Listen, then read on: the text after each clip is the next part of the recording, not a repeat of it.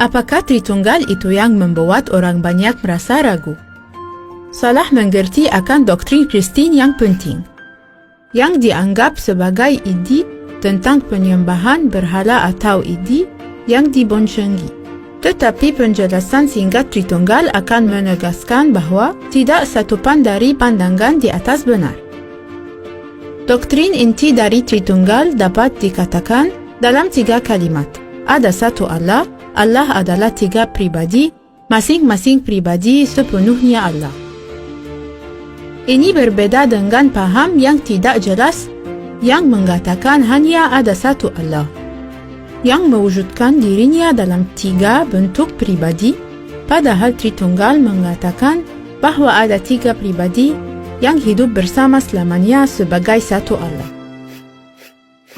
Tritunggal juga berbeda dari pandangan kelompok penyembah berhala yang mengatakan ada 3 Allah dengan satu tujuan, tapi sepenuhnya terpisah, padahal pribadi-pribadi dalam Tritunggal.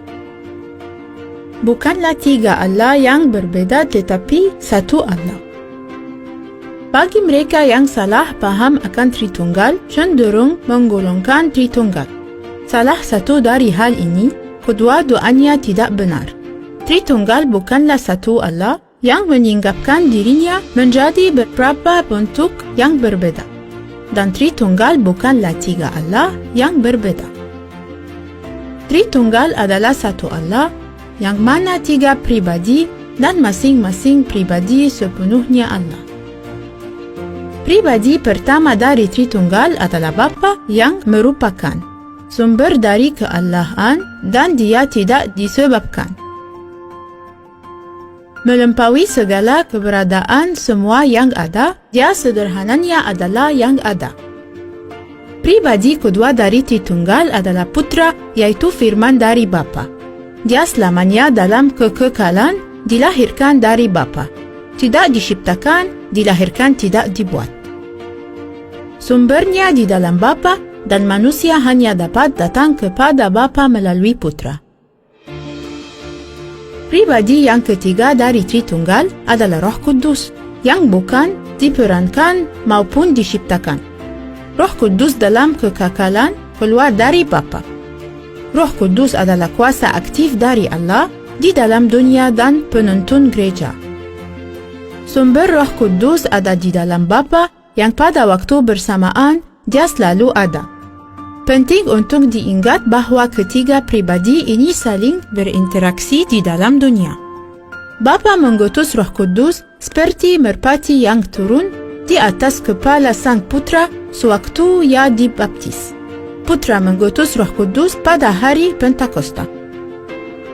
Bapa menciptakan dunia melalui Putra dan Roh Kudus, sehingga jelas ada interaksi di dalam Tritunggal. Bapa yang menjadi sumber utama bukan berarti Putra dan Roh Kudus kurang dalam kekuasaan dan keilahiannya. Ketiganya kekal dalam sepenuhnya ilahi. Ketiganya ada bersama-sama sejak mulanya sebagai satu Allah, tetapi secara pribadi terpisah di dalam satu hakikat yang tak terbagi.